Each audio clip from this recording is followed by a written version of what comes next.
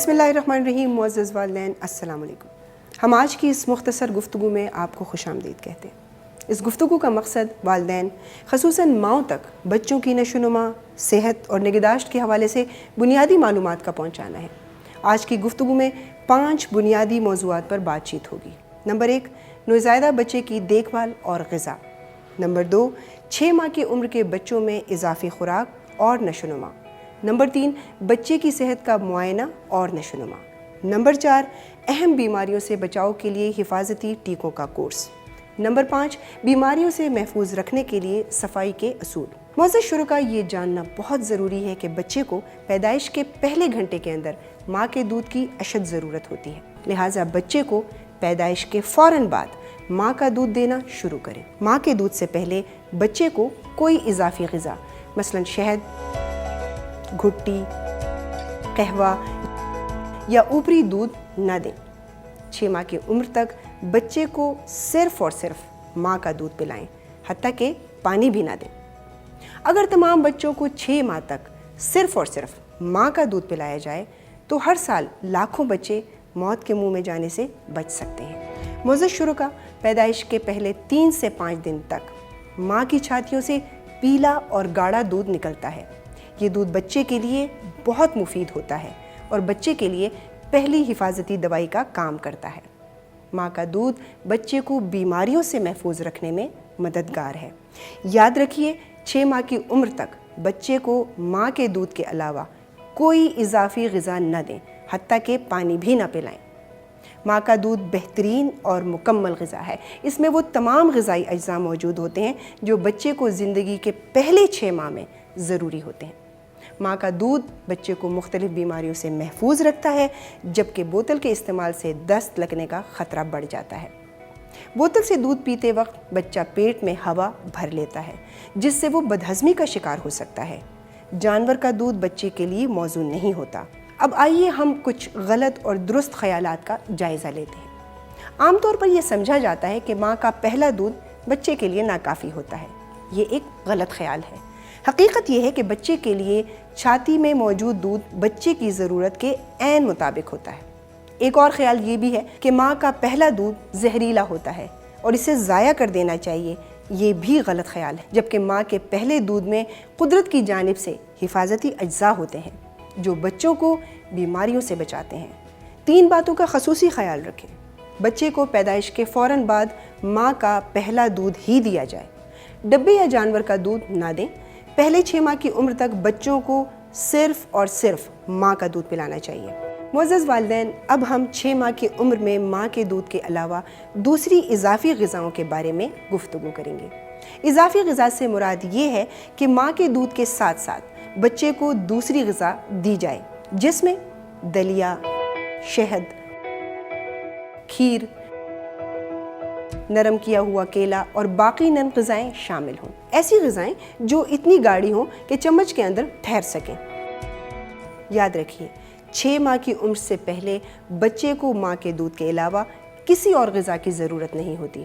اس بات کو یقینی بنائیں کہ اضافی غذا دینے کا آغاز 6 ماہ کی عمر سے پہلے ہرگز نہ کیا جائے۔ 6 ماہ کی عمر کے بعد بچے کو ماں کے دودھ کے ساتھ ساتھ دوسری اضافی غذا شروع کروانی چاہیے۔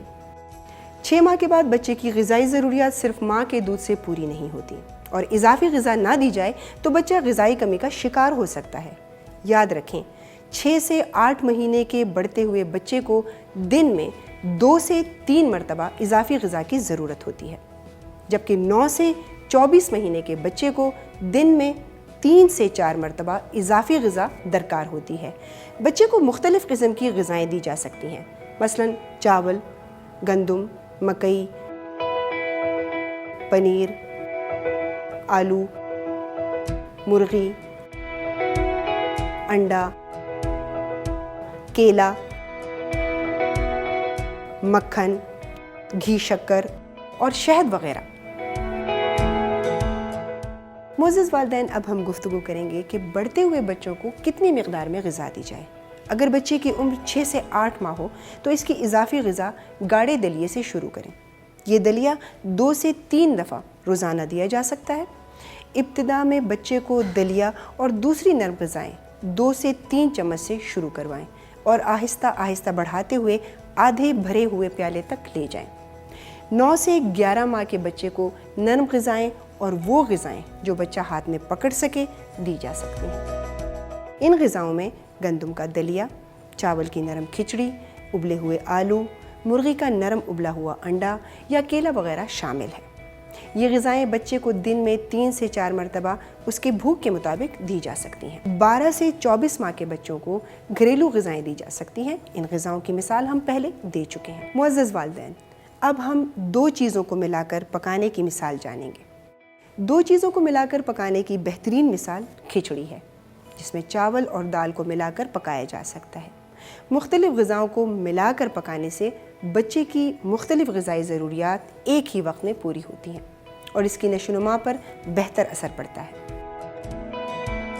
3 چیزوں کو ملا کر پکانے کی مثال حلوہ اور کھیر ہو سکتے ہیں۔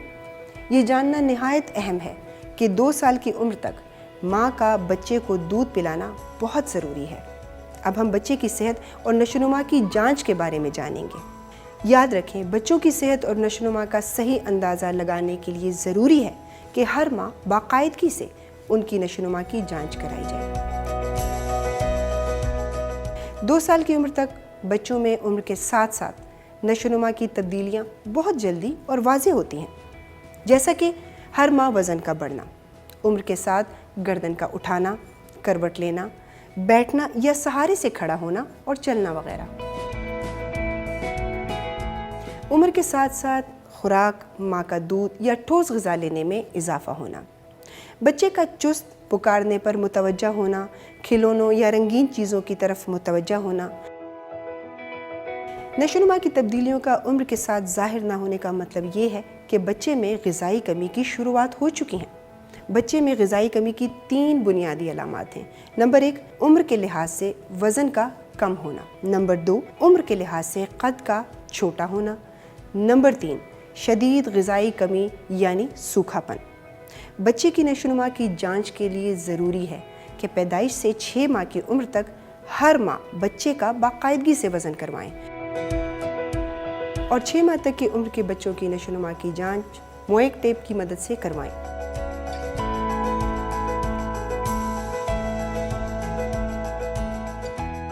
اس سلسلے میں لیڈی ہیلتھ ورکرز یا قریبی مرکز صحت سے رجوع کریں۔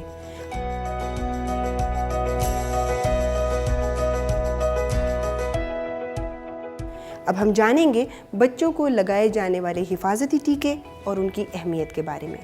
پیدائش سے 1 سال کی عمر تک کے بچوں کو 9 اہم بیماریوں اور معذوری سے بچانے کے لیے حفاظتی ٹیکے شیڈول کے مطابق لگوائیں۔ حفاظتی ٹیکوں کا مقصد بچوں کو 9 مہلک بیماریوں سے محفوظ کرنا ہے، جن کی شرح پاکستان میں بہت زیادہ ہے اور یہ بیماریاں بچوں کی معذوری یا موت کا سبب بن سکتی ہیں۔ ان بیماریوں میں کالی کھانسی، تشنج، کالا یرکان، پولیو، گردن توڑ بخار، نمونیا، خناق، بچوں کی ٹی بی اور خسرہ شامل ہے۔ حفاظتی ٹیکے بچے کے جسم میں بیماری سے مقابلہ کرنے کی طاقت کو بڑھا دیتے ہیں، اس لیے آپ کو 9 مہلک بیماریوں کے خلاف اپنے بچوں کو باقاعدگی سے یہ ٹیکے لگوانے چاہیے۔ بچے کی پیدائش پر BCG کا ٹیکہ لگوائیں۔ اس کے بعد بچے کو 9 مہینے کی عمر تک مزید 4 دفعہ یعنی 6، 10 اور 14 ہفتے کی عمر میں ان مہلک بیماریوں سے بچاؤ کے ٹیکے لگائے جاتے ہیں۔ خسرہ کے حفاظتی ٹیکے بچے کو 9ویں اور 15ویں مہینے میں لگائے جاتے ہیں۔ آپ اپنے بچوں کو سرکاری ٹیم یا قریبی مرکزی صحت سے یہ ٹیکے لگوا سکتے ہیں۔ یاد رکھیں، اپنے بچوں کو سرکاری ٹیم یا قریبی مرکزی صحت سے ہر بار پولیو کے قطرے ضرور پلوائیں۔ پہلا ٹیکہ لگواتے وقت اپنے بچے کے لیے حفاظتی ٹیکوں کا کارڈ ضرور حاصل کریں۔